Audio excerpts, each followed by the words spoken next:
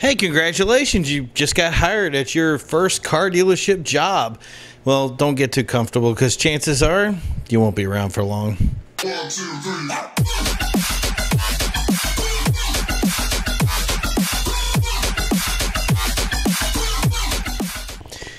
Hey, welcome to Dealer Talk, and I'm your host, Alan. Today we're going to be talking about something that is pretty much part of dealership life. If you've ever worked in a dealership, it's something you've probably faced at some time or the other, and that is turnover. Turnover is the idea that somebody who starts in a dealership either doesn't stick with it. Most of the times, I believe the number's like 6 months or so, but whatever happens, for some reason, people either don't stay in the business or they constantly switch from dealership to dealership, seemingly never finding a home.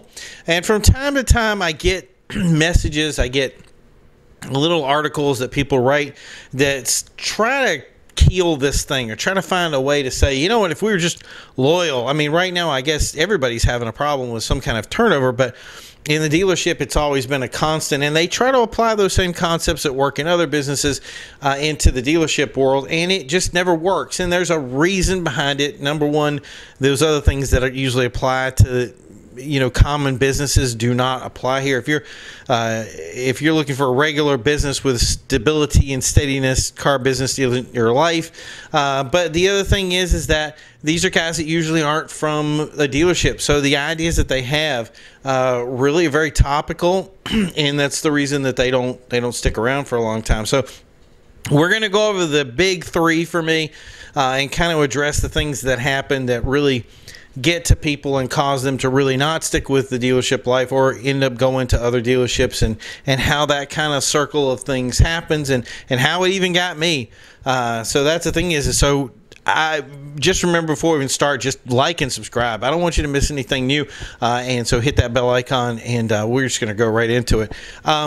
So the first thing, you've picked up your newspaper or you're looked at something on the internet and you've seen this job opportunity and it says the potential of making $100,000 a year or more, and a lot of people ask me, is that real? And I go, yeah, it's 100% feasible for anybody to start in the business effectively and make a good amount of money, or at least make a really good livelihood.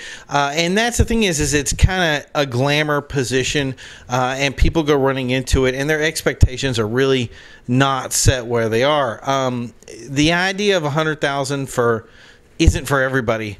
The thing that I have to say to people is this is not an easy job. If it was an easy job, everybody would do it, and that's one of the things that probably comes up in a lot of discussions. This is the kind of business that is, number one, long. It permeates your life. I put in 80 hours a week or more doing different things in dealership life. You're not going to get weekends off. So if you're the kind of guy that says, hey, I want something steady, and then, some time, forget about it. You're posting on Facebook, you're posting on social media, everything you're doing in your life is pretty much going to revolve around your business if you're successful at doing it. And that's something that not a lot of people can do. They want something that's more stable, something that's, everything works within a different variant. And the other thing is that in dealer life, a lot of times you're going to have a sink or swim attitude. You're going to have feast or famine. Sometimes there's busy days. Sometimes there's not busy days. You can have 1 week where you don't sell anything and 1 week where you do the best week of your life. And that's something that a lot of people have a very difficult time with. The last thing that really is big for them is the idea that if you've ever worked with any dealership, you'll know that every day is a fight.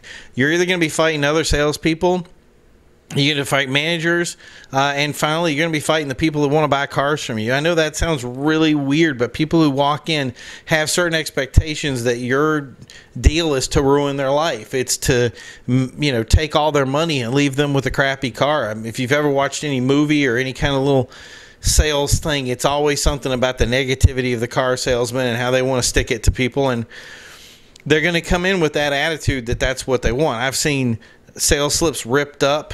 I've seen people spit on, and I've even seen fist fights. I've seen people literally come to the dealership and threaten to find somebody and hurt them. It's where you had to call the cops. It's really crazy, but it's something that is it's a very torrid environment, and that's the thing that's why it's not for everybody. So what's going to happen to most people, and if I had a training class of about 15 people, if you're lucky, one or two of those guys actually make it to the sales floor in any kind of sales fashion. In other words, they have some kind of quality to them that they're going to be somebody that's going to can or possibly do something in the future, but that doesn't mean that they're going to do something with that. If they don't have the right charisma, if they don't have the right go get them about them, or if they're the person that just isn't into it. It can be something that, I don't care how stalwart you are, it can hit you after a time and just wear at you. And that's the thing that's one of the reasons, the primary that this business does a lot of its attrition. So the second part of this is obviously that because there are so few people that can actually sell, so few sales managers that are so successful, and like any person that runs their own business, you're always looking for that greener pasture. And the real problem with that is if the neighbor's yard is always better than yours. They're always going to sell you something better. And so that's the idea is there's a lot of times that big stores, especially stores that have come into a lot of success, had a really good year, they'll go out and look for people who are successful in other places. They'll go for managers that are in successful stores, and they'll try to woo them to come to their dealership. And obviously they're going to woo them with money. So, you have money or demand or whatever that they put out there that says, hey, this pasture is so much greener than yours. And so what they'll do is they'll put those feelers out to salespeople. They'll put it out to sales managers. A sales manager can leave, and you get a call a week later saying, hey, I'm at this new place. Would you like to come over and work with me? One of the big things about sales managers, their success is usually based on the team that they worked with. So that's the thing is that comes together, and obviously, you don't want to work in some place that's not going to make any money, but that's the other thing is that loyalty is something that's very tough to come by. So that's the other thing. The third thing is that everybody's trying to find a niche. And this is something that I really applaud, especially people who are dealer principals and general managers. Their big thing is training. And I couldn't get that. Keep doing that. That's a great thing. And if you're doing it, keep doing it. But the idea is that there's no specific system. There's no lightning bolt that I can give you to say, hey, do this, follow this script, do whatever you need to do, and you're going to be successful. I can usually get the 25th percentile and say you're gonna get that 25% success, but just following this. But the idea is that there comes a point when you meet somebody that just hates your guts. I mean, if you have the kind of personality people don't like, that's going to work against you. And that means that no matter what script I give you, if this upsets you, if you let anything, that guy comes in and he yells at you and you let it get to you, you just don't have the personality for this dealership. And the idea is that there's a lot of managers out there who sometimes don't put any emphasis on somebody. They'll look at everybody and say sink or swim.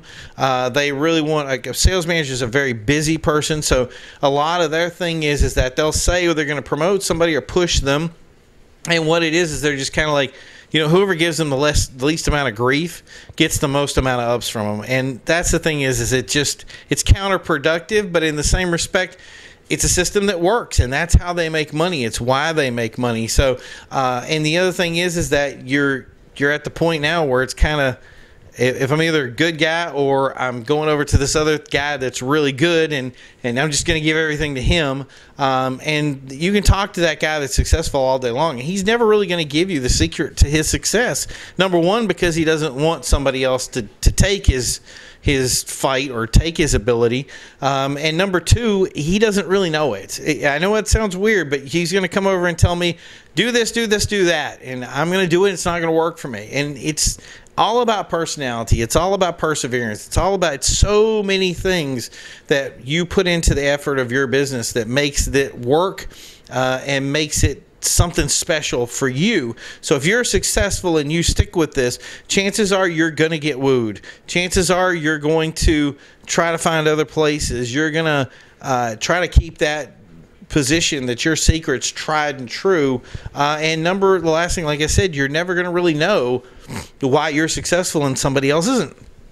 So that's the thing is those are your three things that are really the big things that just, it can't happen. Nobody's going to stick to a dealership. Nobody's going to stay in one place for any amount of time. It really is just a money machine for people who work for it, and it's nothing against them. That's how they're driven. They're driven by a certain level of greed, and that's, I mean, you go bonuses, you go all this other stuff.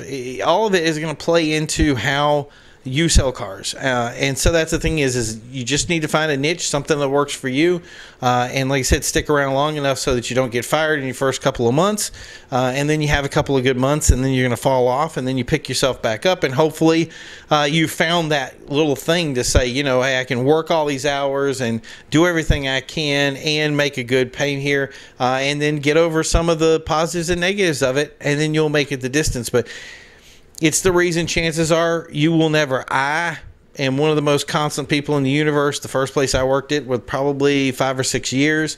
And then after that, when I got to my next dealership, it really was, 6 months to a year that I found a new thing. It was either promotion, or I was finding a new place, or, more comfort, or just, getting into brands that are cool. I mean, any chance you have to sell a Lamborghini or Maserati or Jaguar or something like that, you're going to take it. And that's the thing is sometimes those are hits in pay, and some of those are promotions in pay. But that's the other thing is do your best with what you have, and hopefully can make it out. For me, it was very rewarding. But that's the other thing is that one of the big things that I've heard recently that I just want to add is somebody would say, well, let's give them social media. Let's help them promote this thing, and, give them web space and do that kind of thing. And there's a reason that you're going to get pushback on that. The biggest reason is that me as a salesperson, if I start promoting stuff on my social media page and those principals let me do it, great. The problem is that the second I leave in the next 6 months to a year and I find another dealership, where do you think those customers are going to go? They're going to stick with me. And it's going to be no matter where I go, I'm going to pull those customers with me. And now you as a dealer principal no longer control those customers. And that's the other thing is that's why I see a lot of people that say, social media, promoting yourself, being your own advertiser, it has a level to it, and there's never going to be a dealer principal that wants to just, especially a general manager or even a sales manager, that wants to give up a ton of their customers just to say, hey, I'm going to keep somebody another 3 or 4 months, when in reality they'll look at you and say, it's never going to happen. It's just not. And we understand it, and that's the nature of the business. And that's the thing is a lot of people who are in the business right now understand this is the nature of our business, and they're really, the question is it bad or is it good? If I said, hey, this year you made 60 to 80,000, and next year you're going to make 100,000, and then the year after that 500,000, or maybe even $1 million, there's people in sales that make a ton of money. So that's the thing is I'm not going to be able to tell them that making less money, if they really are as zealous as I was and got out there and just got in the fight and said, hey, I'm going to respond to emails at 3 in the morning. I can't look at somebody like that and say, oh, by the way, what you're doing is stupid. I mean, it's just dumb. Be productive. And if you're that productive person and people jump on it and somebody else wants to hire you and pay you more, where's the negative in that? So I want to thank you guys for taking a look at the video today. I hope you learned something from it. I always love being with you guys, and I'm looking for more comments. There's more stuff in the comments below. I want to make this kind of a program thing, get something where we're actually in a dealership and actually asking some questions and sharing it with you guys. Thank you guys for watching, and as always, don't forget to drive.